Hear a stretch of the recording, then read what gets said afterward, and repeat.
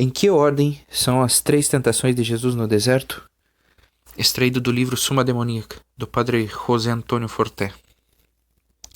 Todo mundo deve conhecer, ou deveria, pelo menos, as tentações impetradas por Satanás contra Jesus no deserto. A tentação dos pães, dos reinos e a do ser reconhecido.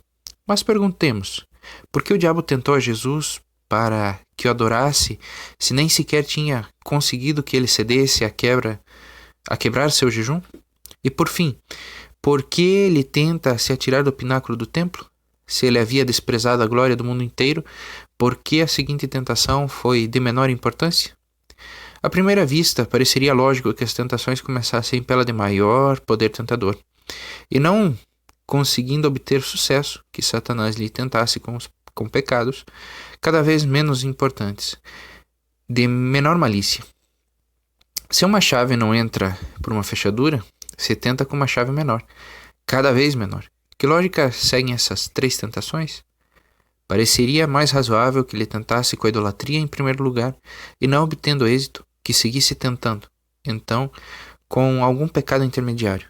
Finalmente, sem nenhum êxito anterior, poderia tentá-lo com algo que nem sequer pecado venial é, tal qual a quebra de um jejum voluntário.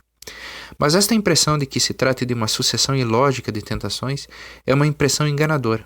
A sucessão de ataques segue uma lógica mais sutil. Segue a ordem de tentações que sofre uma alma que se decide a levar uma vida espiritual. Por isso há um magnífico simbolismo nestas 3 tentações. O demônio primeiro tenta com tentações carnais, instintivas, representadas no pão que mata a fome cotidiana inevitável. Esta tentação simboliza o que na doutrina cética dos padres do deserto se chama de noite dos sentidos.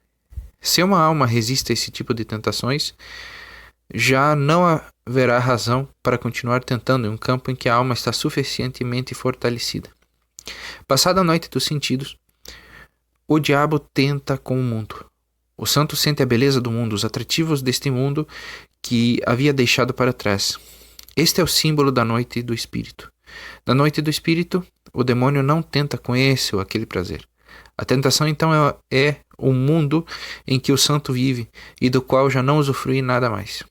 Se resiste a essa tentação, dá de cara com a soberba. Uma vez que a alma tenha superado a noite do espírito, o último perigo que lhe ameaça é a soberba pelos dons que recebeu em tal luta espiritual. As 3 tentações são símbolos das fases das tentações da vida espiritual. A isso, temos que acrescentar que, concretamente, as que o diabo lançou contra Jesus foram especialmente sutis. Tenta primeiro não o pecado, mas a imperfeição, que é deixar de fazer um bem. Depois, tenta com apetite espiritual pelos povos. É como se lhe dissesse: faça um gesto de reconhecimento para comigo, que sou soberba. Em troca, estarei do seu lado. Te peço apenas um sinal de reconhecimento de ti para comigo, para que eu te possa ajudar na tarefa de salvar almas. Afinal, não és tão humilde? Não és capaz de abdicar apenas um pouco mais pelo bem eterno das almas? A segunda tentação admite um sentido profundamente espiritual. Ele não pedia a Jesus que deixasse de ser Deus, mas apenas o sacrifício de humilhar-se um pouco mais. O justo que havia operado tantos sacrifícios pelas almas não poderia fazer mais um? É a tentação de cometer um pequeno mal para alcançar um bem maior. A terceira tentação é a da soberba, a de não ocultar-se para evitar a idolatria alheia. Tentação de buscar o reconhecimento público. Seria no caso de Jesus prescindir do fato de que é Deus, no momento determinado por ele que exalta seus servos.